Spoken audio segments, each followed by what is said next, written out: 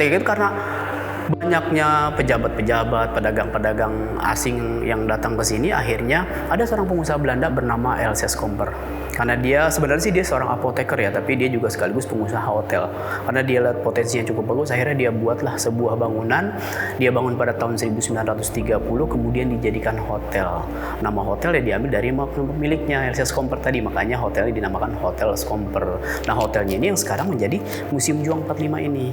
Ini menjadi sebuah hotel yang cukup favorit lah untuk para pejabat ya, menjadi hotel yang cukup mewah walaupun memang bangunannya ini sendiri tidak terlalu luas.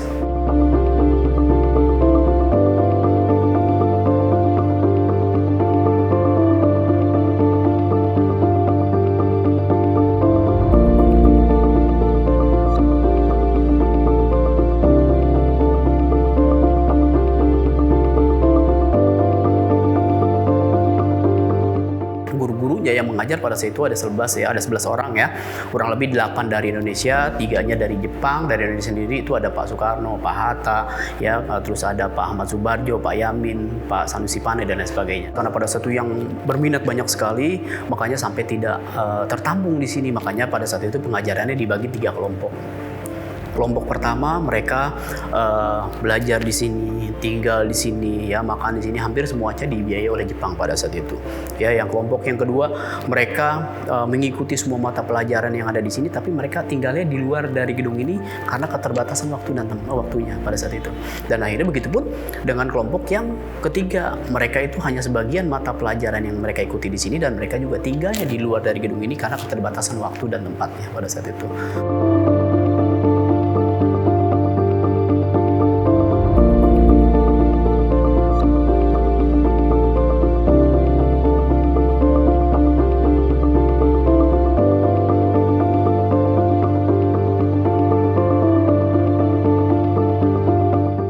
Makanya pas guru-gurunya pun seperti kita tahu Bung Karno, Bung Hatta, Bapak Ahmad Subarjo, mereka adalah pendiri-pendiri bangsa.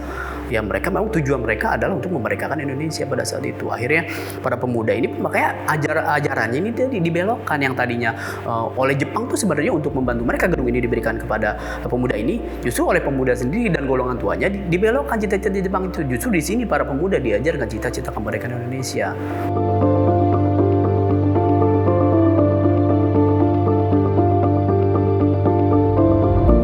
Sesuatu yang ditutup-tutupi makin lama kan akhirnya ketahuan juga. Nah, itu akhirnya kan mendengarlah bahwa Jepang itu menelantarkan kalau pemuda ini sebenarnya ajarannya dibelokkan. Dan setelah itu akhirnya diselidiki oleh Jepang dan terbukti akhirnya kan itu dibelokkan. Makanya akhirnya pemuda-pemuda Menteng 31 itu atau asrama Angkatan Baru Indonesia ini dibubarkan atau disuruh keluar gitu dan digantikan jadi putra gitu, karena sebenarnya tujuannya mereka dibelokkan oleh para pemuda-pemuda dan pengajarnya ini. Gitu. Kita tahu sendiri putra juga kan ketuanya Empat Rangkai ini. Bung Karno setiap berpidato kan di depan masyarakat juga sama seperti itu, selalu menggebu-gebu menanamkan cita-cita kemerdekaan Indonesia. Kurang lebih seperti itu. Makanya akhirnya putra pun cuma sampai 1 tahun, sampai 1944. Baru 1944 gedung ini dikuasai oleh Jawa Hokokai. Nah, Jawa Hokokai ini kan pemimpinnya sudah tidak dari orang Indonesia lagi. Dipimpinnya sudah dari Gunsai Kanbu atau kepala kemiliteran Jepang. Makanya mereka bisa bertahan sampai kita merdeka 1945.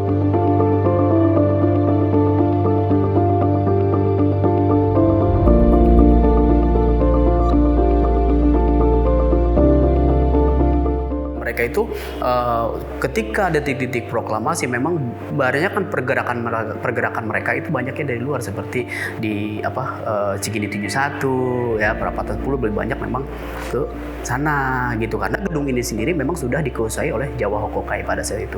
Mereka baru bisa menggunakan gedung ini sendiri itu kan setelah kita merdeka tahun 1945 gitu. Tapi setelah kita merdeka itu salah satu aksi terbesar yang mereka lakukan di sini itu tadi, tempat ini memang pernah dirancang untuk tempat merancang rapat raksasa Ikada.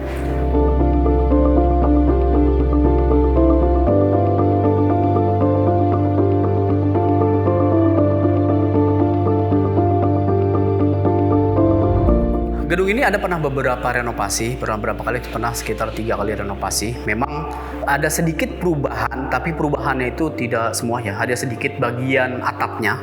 Tadinya bagian atapnya itu di tengahnya ada sedikit semacam segitiga gitu, tapi sekarang sudah rata karena pada saat itu memang kondisinya sudah sangat tidak baik, sangat rusak, makanya akhirnya sekarang seperti sekarang itu. Tapi renovasi kita juga tidak banyak berubah, makanya ini sampai saat ini ya yang ada ini kita pertahankan sampai sekarang. Dari semenjak dibangun sampai saat ini ya kita pertahankan masih seperti ini.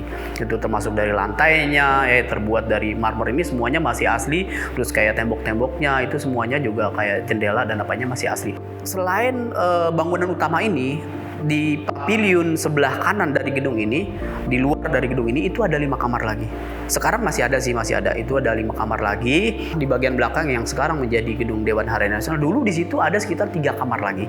Tapi itu biasanya untuk para pegawai-pegawai atau juru masak dulu itu di situ. Nah, bangunan yang di sebelah kiri gedung itu sudah hancur, makanya ini kita bangun yang baru sebenarnya ya. Bangunan yang sebelah kiri ini bangunan baru sebenarnya, bukan bangunan asli, cuman bentuknya kita samai dengan masa itu.